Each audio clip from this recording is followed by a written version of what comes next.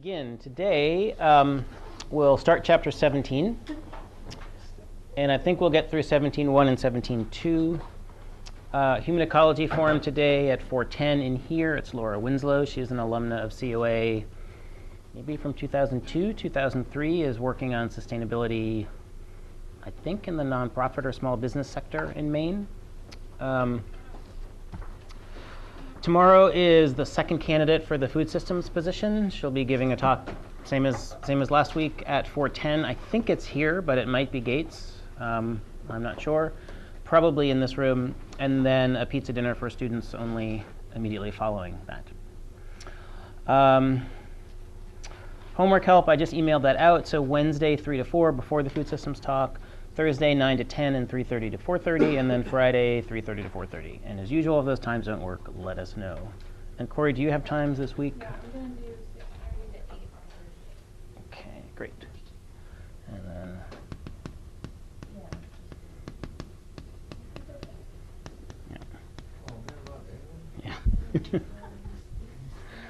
yeah. Let's see. Tomorrow, be good if there were laptops around. So if you had a laptop or tablet, we'll definitely be wanting to do some Wolfram Alpha sorts of stuff.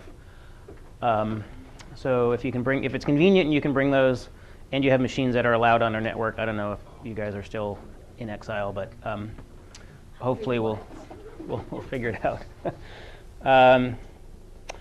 Okay, so let me say a little bit first about sort of where we are in the course.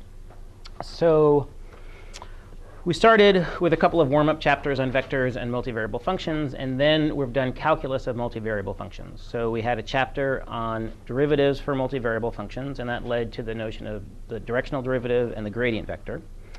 And then chapter 16, we've been integrating multivariable functions.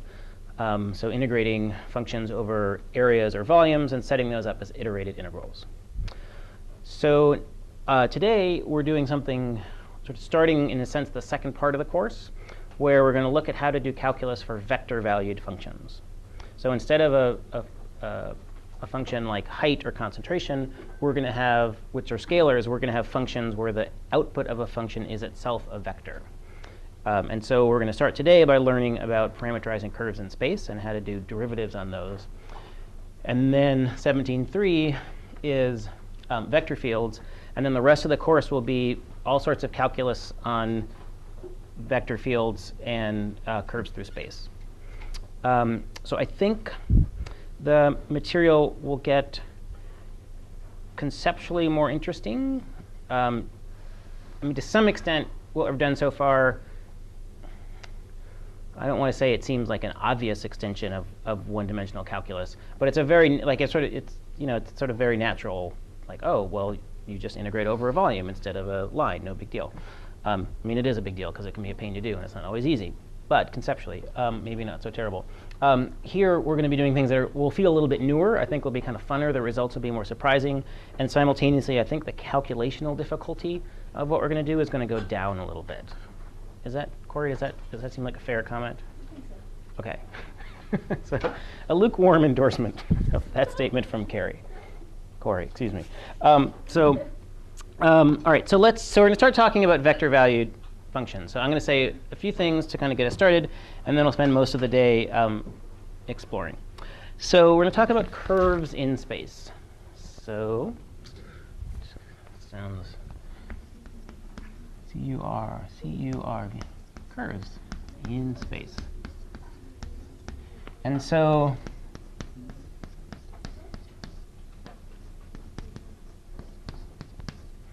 we could imagine we have position x and position y, and both of those are functions of time. So it could be a rabbit running around on a field. We could add a z component, then we could have a butterfly flying around. And the way this is set up is if I know the time, I can apply these three functions, and I can figure out what point in space this is. And we can view this as sort of three separate functions, an x-coordinate, a y-coordinate, and a z-coordinate. We can also think of this as maybe a position vector, x sub t t, y, z of t.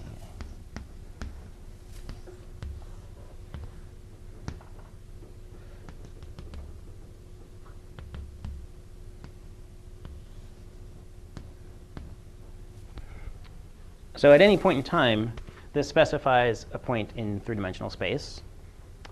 And we can think of that as being a position vector. It's a distance from the origin out to here.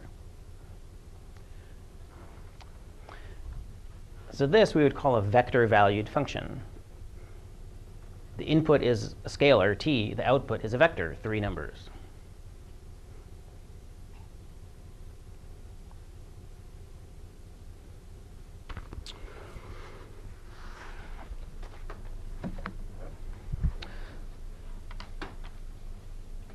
So what I'd like to do is start off by just trying to get some practice thinking of these things. And so on the worksheet I'm about to give out, I'm going to give you, oh, and sorry, let me just say one more thing.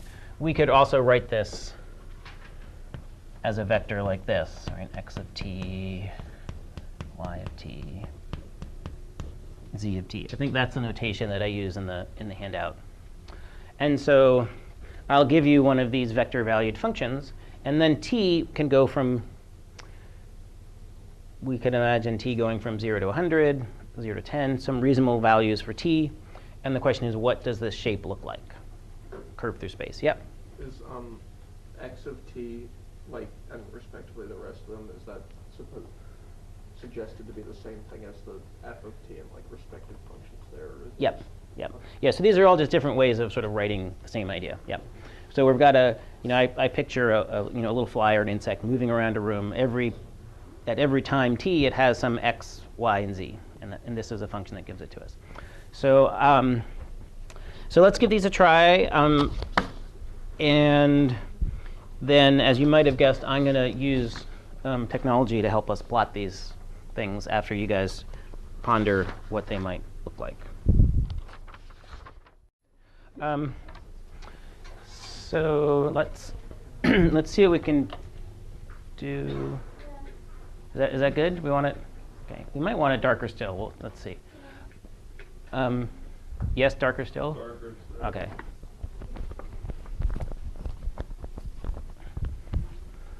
So I'm going to do this.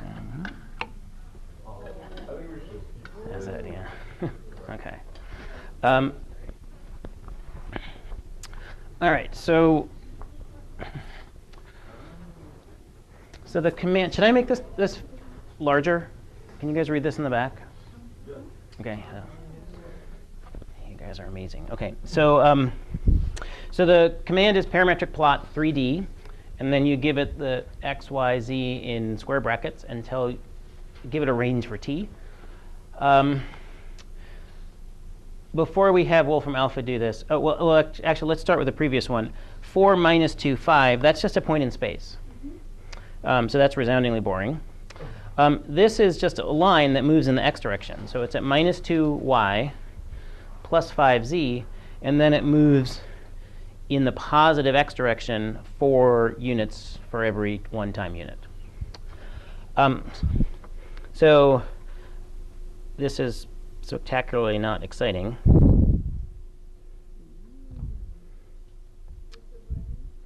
Well, it's a line. It'll be more interesting if we do this. So let's do t, t. So this was number 3. And this is a line that's moving diagonally through space. And you'll get a sense for how, come on, Wolfram is looking at this. So it's this line that's moving diagonally through space. The axes seem to be helpfully not labeled. So, what would happen if I replaced t with t squared in all of these? I'm going to do t squared. T squared. Well, let's see. Let's see just how weird it is.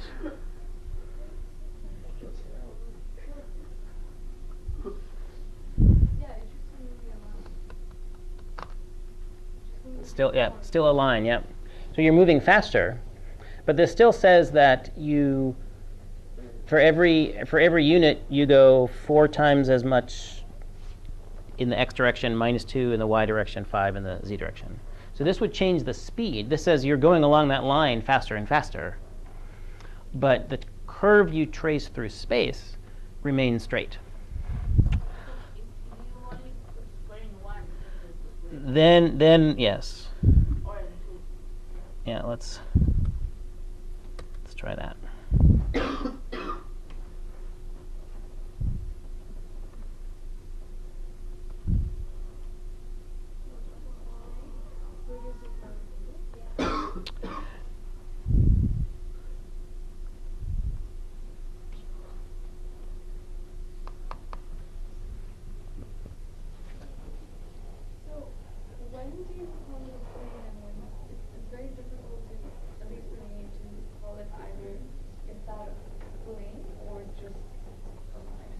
So this is just a line. All of these, everything today will be lines, curves through space. Because we... So there's no plane. Today there are no planes. I don't want to make statements for all the time. But yeah, we're just specifying. So like, picture a fly traveling through space and like leaving a little blue trail behind it. So so that's what we're going to get here. All right, so let's look at some of these circular things. I guess I kind of gave away the punchline.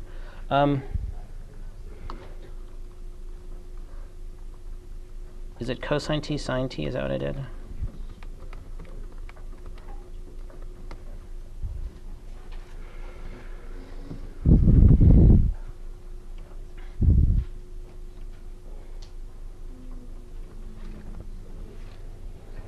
So a circle in space.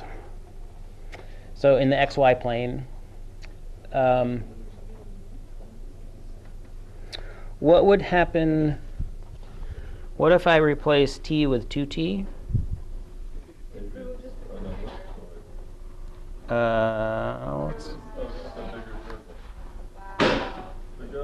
Yeah. Yeah. So it should. It's a bigger circle now. It's the same circle because cosine t and cosine 2t still only go from +1 to -1. So, like here's.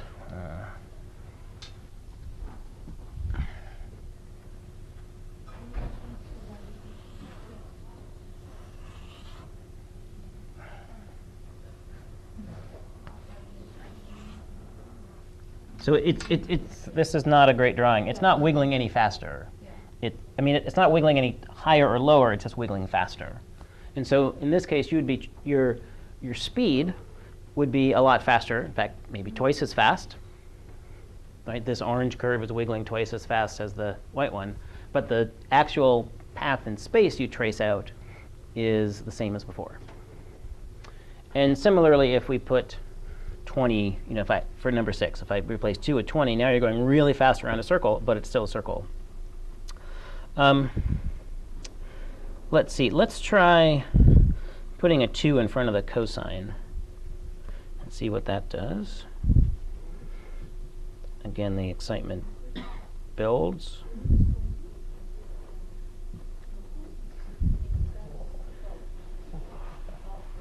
This is one that wasn't assigned, but I thought would be fun to do anyway. So here we get an ellipse. Yep. So now I'm stretching the x by 2. The y still is going from -1 to +1.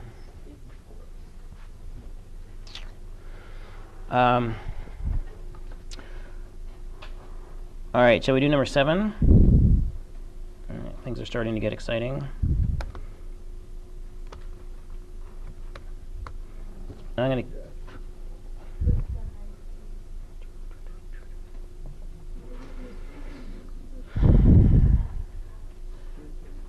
So now the z is changing. The z is increasing linearly. This really shouldn't be that hard. Yep. So we get a spiral. And if I wanted to see more of the spiral, I could, oops, that's not that much. I could ask it to plot it for a longer time.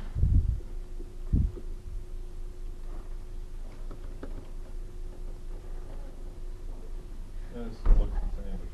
Like, yeah, I don't But t,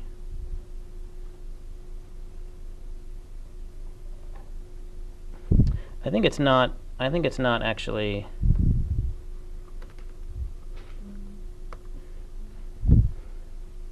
I don't think it was It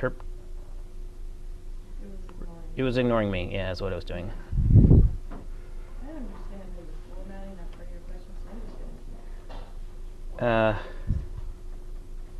All right, so Yeah, if you see It's still ignoring it's still ignoring me. Yeah, What? try t from 0. Yeah.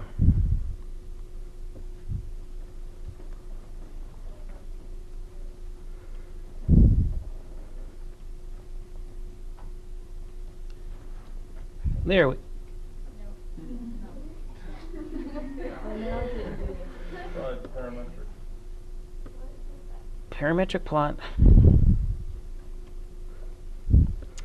Oh, but it isn't interpreting the parametric. Right. Why did it put up that one? Maybe right from t.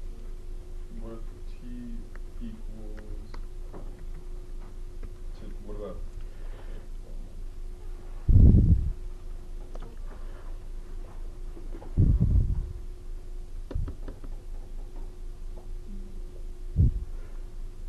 Dave, what Right. if instead you said from t equals 0 to t equals 25?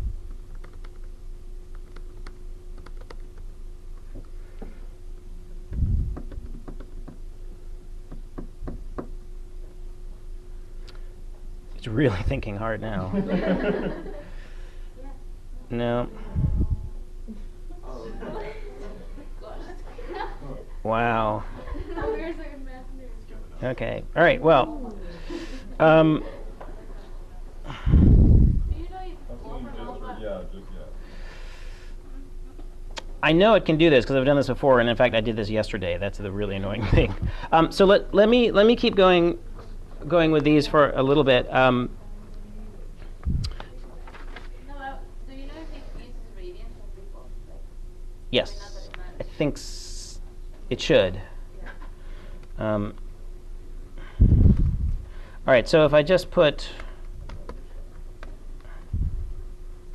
it's going to ignore my t's. But if we now just have a constant for the z value, that's going to be a circle just floating higher in space. No, it is very angry with you now. Maybe just take out the Okay. That's right. All right. We're not on good terms right now. There we go. See, there's a circle at an altitude of 2. Okay, so let's do some of the more exciting ones. Now let's have the x and the y be wiggling at different rates. So I'm going to do this. And what's your guess for what's going to happen here? Sine is happening twice as fast. Whoa!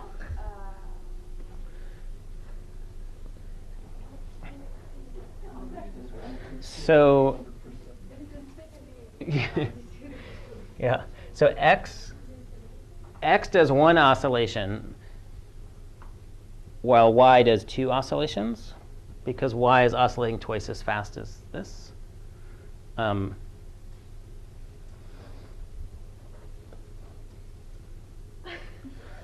Okay, I'm not going to be able to do that again. No. You have to practice that on your own. Yeah. It's harder than it looks. So now, if sine goes 3 times as fast, while cosine stays at the same rate, what will we see?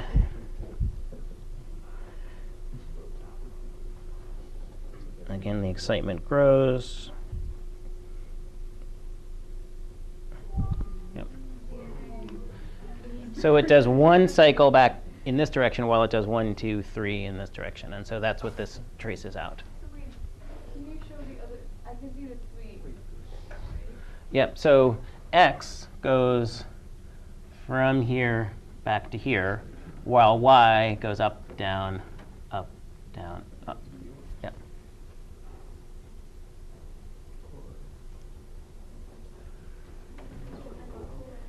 So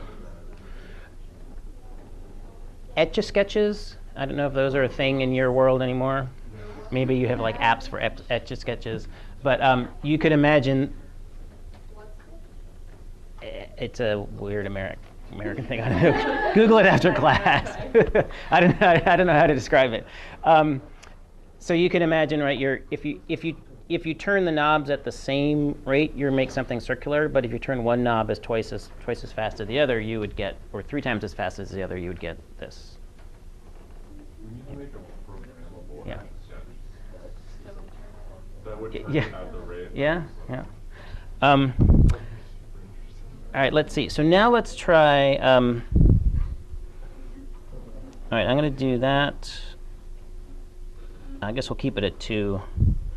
And I'm going to put a t in front of these. So what's this going to do if I put a t in front of this?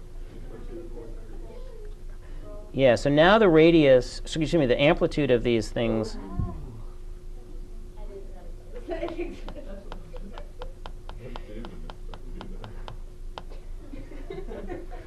Why won't it let me give? All right, I'm gonna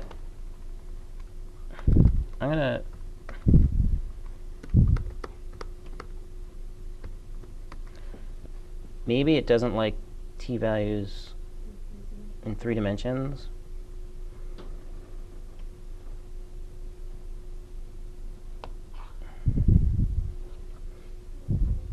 There we go. It's listening to me now. Are you going to do as I say? This should be a nice spiral. Come on. There we go. So x and y are oscillating, but the oscillations are growing linearly. So we get a nice, lovely spiral like this. What were we seeing? Was the first one, was that from like negative I have some factor of pi to- maybe. I have no idea what that was. That's why I was horrified. I don't know how you could take that shape, put it. I mean, it should just be that, but floating in space. And so I don't know what it was. Went from like negative 2 pi to 2 pi would be. It shouldn't. I mean, oh, maybe. Yeah, maybe a negative. Oh, yeah, I see. Because yeah, then you might spiral around. Right. So okay, you're right. It was from negative. So if we did negative 4 pi, now it's going to sort of double back on itself. Whoa. Okay. So I guess we were probably seeing, it was probably defaulting maybe just pi to pi, minus pi to pi. We're just seeing that in that weird 3D version. Yeah, right. Okay, let's try now putting a 2 here. I'm going to make this 0. So what would you expect this to look like? Longer in the next It's going to be spirally, but the x part's increasing faster. So this should sort of be elliptically spiral.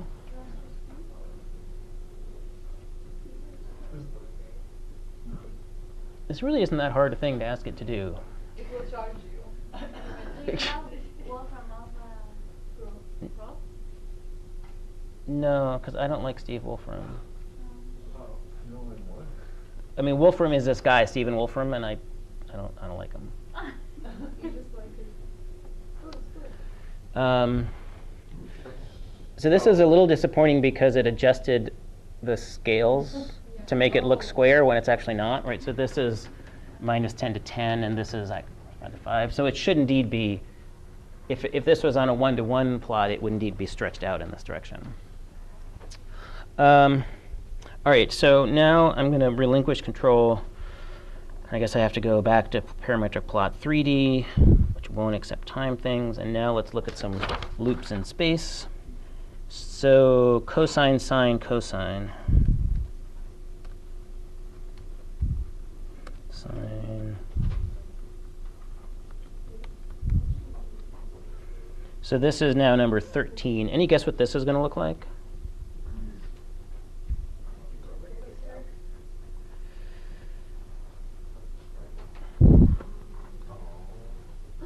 Yeah, sorry. So that's maybe a little disappointing. So it's a slanty circle, yep. If we make the z go 3 times as fast, that will start to get exciting.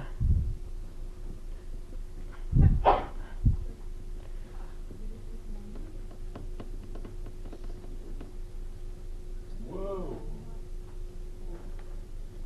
Okay, that is exciting. Yeah.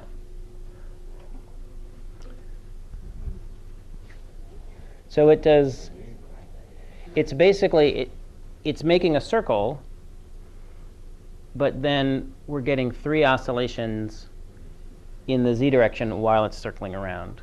So 1, 2, right? So there are 3, 1, 2, 3 of those. Let's see. Let's do number 15, and it'll be a little bit of typing. What happens if you put half, like a half thing That would be in the Z?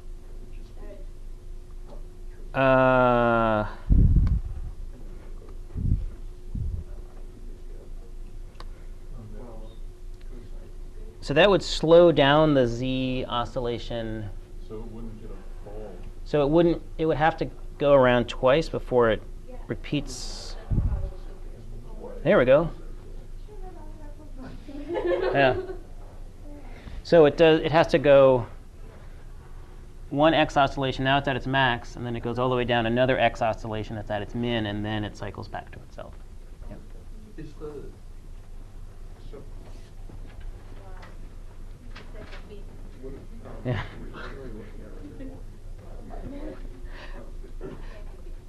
All right. So. So I'm going to work on typing in 15, and then we'll do a few more things, and then we'll turn the lights back on.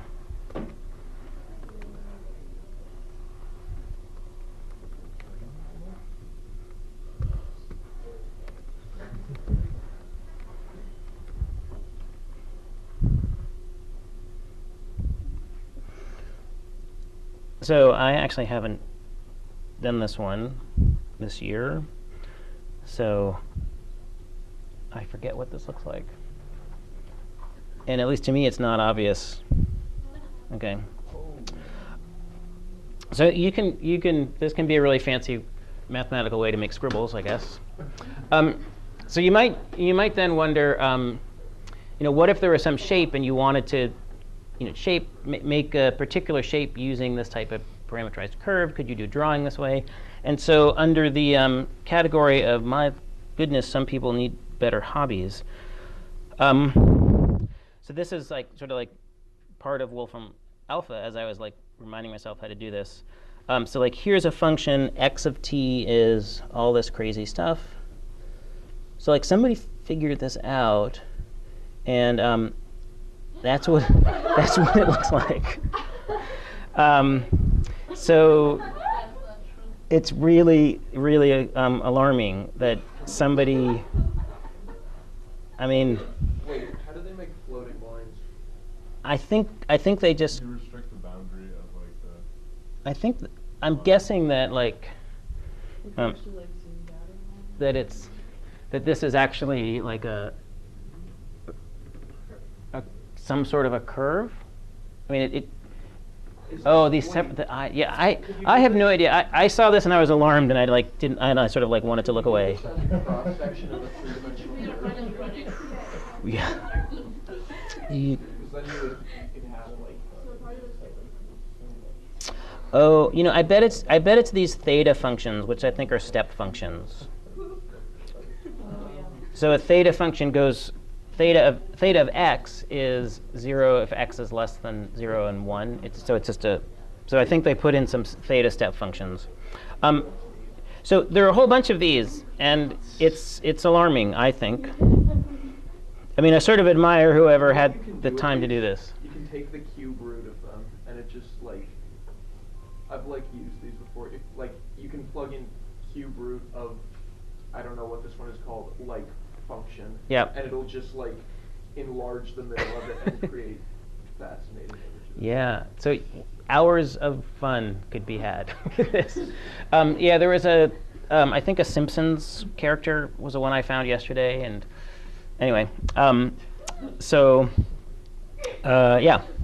All right. So on that note, I think I want to turn off the computer. Are there any final parametric curve requests? So when dealing with parametric curves, it's always a good idea. I'm going to close this Family Guy thing because it's creeping me out. To just plot it in Wolfram Alpha, see what it looks like. But you don't want to like totally outsource your intuition to the computer either. So the goal here is to kind of do what we're doing together. You're going to plot a curve. You're a little surprised by what it is. You say, oh, well, what if I change this 2 to a 4? What would it do to it? If you see you see a curve, then like try to understand. Oh wait, I wasn't expecting that. Why? Oh, it does it because this is oscillating twice as fast as the other. So so again, don't totally outsource your brain to the computer, but definitely use it. Yeah. Oh my God. Okay. If you can send me the yeah, I'm all right. So yeah, you just type in like Homer Simpson curve cube root. All right. If you take the square root, it like becomes completely unrecognizable. Okay, so Homer.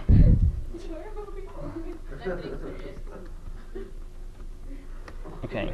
You can modify them anyway. So I feel like I should probably give some. Is it thinking? That's it. Yeah, that's exactly what I did. Okay.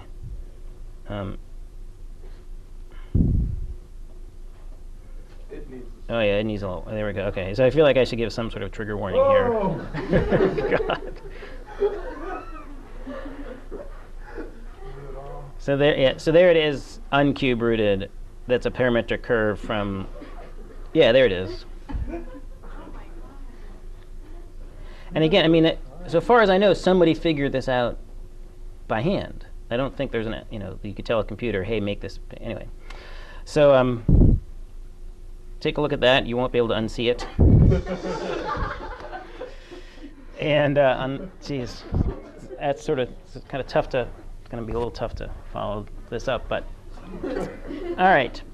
So now we know how to. I'm going to turn this off. Lights are going to come back on. Brace yourself. So now we know a little bit sort of how to think about these curves in space, and we're going to use them both to do some geometry and also to do some physics. So when you're doing kinematics, brace yourselves. Sorry. You're describing the motion of objects through space, and we might want to know velocity and acceleration and things like that. So let's see. Let's spend a moment on the front of this. Let's do problem 2 and then 3. Sorry, 2 and then 1. Sorry to do them out of order. And then I'm going to say a few words about taking derivatives of these things. So do 2 and 1. I think those will be fairly quick, and then we'll move into 17.2 and start differentiating. So there are lots of answers for all of these. If I want a line from here to here, x is always 0. If I let my y value be 4t and I let t go from 0 to 1,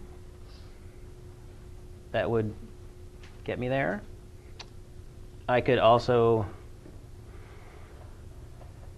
I guess I could put this there too. That also gets me there.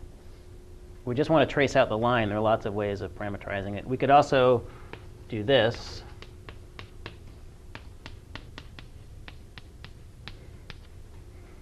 Both of these would trace out this line.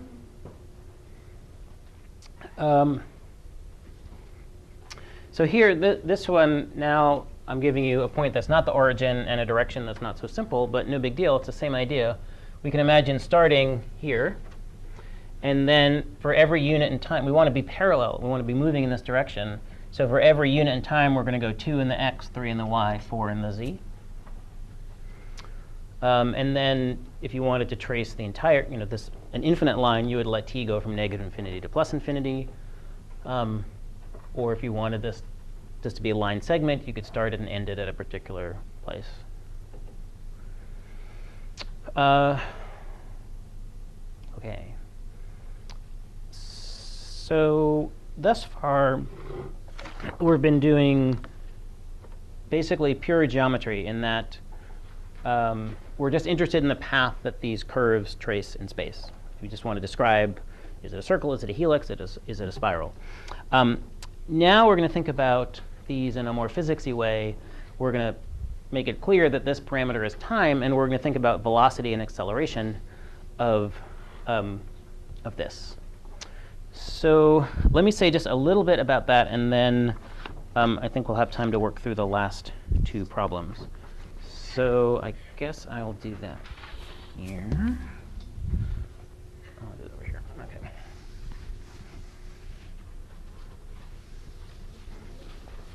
All right.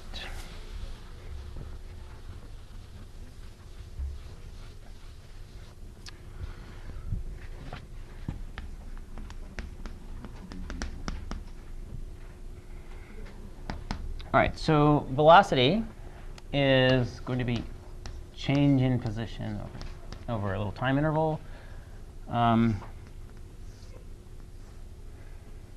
Let's see if I can. OK, so there's r, and I'm imagining. So this is the bug, the insect, the butterfly that's flying around. This would be r a little while later. And that's its change in position. From time 1 to time 2, or whatever this is, it went from here to here. So this is its change in position. And so this is going to point in direction of motion.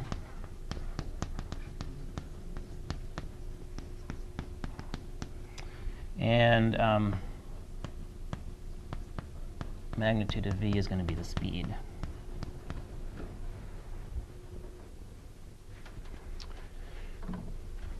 And so how would you calculate a derivative? Well, you do exactly what feels right.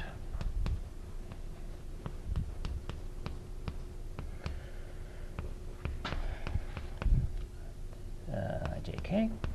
And so then the derivative of r,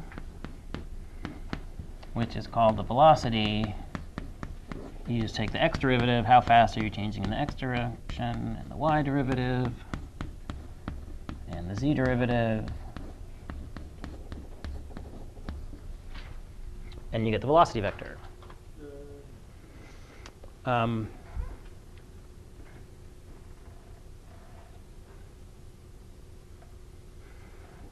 And then, right, that's a vector. It has direction and magnitude. The direction tells you which way the particle or whatever is going. And the magnitude tells you how fast it's going in whatever that direction is.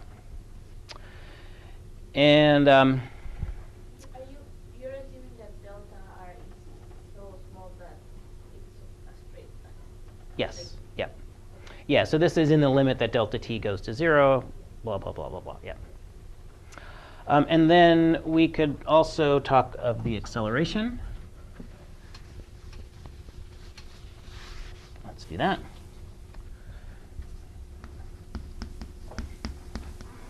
So acceleration is how fast velocity is changing. And the acceleration a is going to be dv dt, and so that's going to be the second derivative.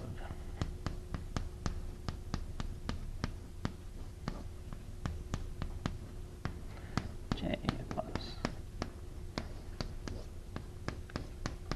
J. OK. And again, that has a magnitude and a direction.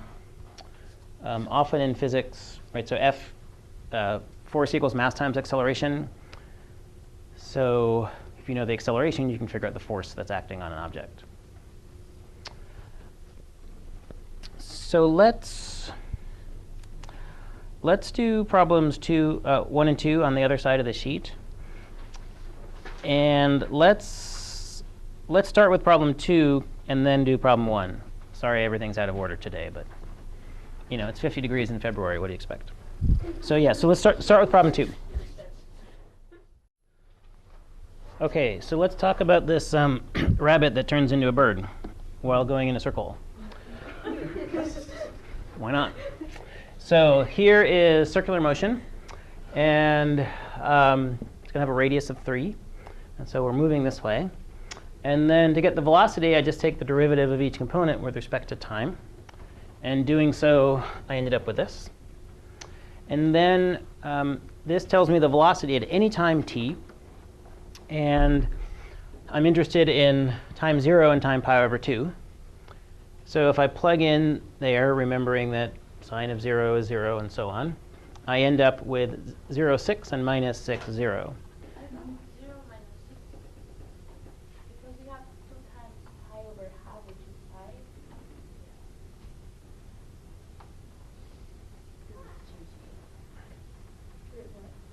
Oh. All right, let's pretend this was pi. Can we pretend this was pi over 4? Sure. OK. We'll do this too. Sorry. Yep. Otherwise, you would have been over here, and then yeah. So this vector is 0, 6. This is minus 6, 0. So this is straight up. This is straight to the left. And vectors can live anywhere, but if I put them right where the rabbit bird is, I can see, indeed, that the velocity is pointing in the direction in which the rabbit bird is running, hopping, flying. I can calculate acceleration. That's just another derivative. I could then calculate acceleration at those 2 points as well, which wasn't asked, but I did it anyway. Here, the acceleration is minus 12. That's straight to the left.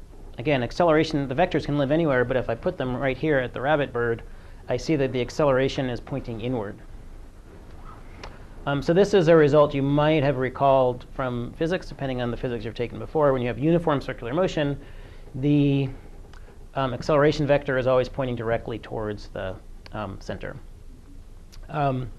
Here's a more general way of seeing that. Like maybe it was just a coincidence that I chose those 2 times. Maybe in like what happens over here, over here. Well, we can take the dot product of the 2 vectors. And if we do that, we're going to get blah minus blah plus. That's going to be 0. And that tells me that A is orthogonal or perpendicular to R. Again, that wasn't asked in the thing I gave you, but I thought like a little bonus physics for the morning. The other relationship for uniform circular motion that you probably learned at some point is that the acceleration, the magnitude of the acceleration is equal to v squared over r. So that the direction of the acceleration is constantly changing. It's always pointing towards the center. But the magnitude, the strength of that acceleration is constant. And we can see that here it's v squared, magnitude of v squared. You can factor out a 12. You've got a sine squared plus cosine squared, and that's 1. That's like the one trig identity worth remembering. And then the same thing happens when you take the magnitude of A. You get 12 squared cosine squared plus 12 squared sine squared. Cosine squared plus sine squared is 1. 12 squared square root is 12. And indeed, v squared over r is A magnitude. So we now know about vector-valued functions of one variable. So the one variable here is t. And then the answer to the function, the output of the function, is a vector in 2 or 3 dimensions. And we also know how to take derivatives of it. It's just velocity and acceleration. So what we'll do next time is talk about vector fields, which are vector-valued functions of 2 and 3 dimensions. And we'll definitely want to have laptops to make lots of pretty pictures for those. So I'll be in take a break probably until 11:30 for lunch if people have questions. And I'll see you tomorrow morning.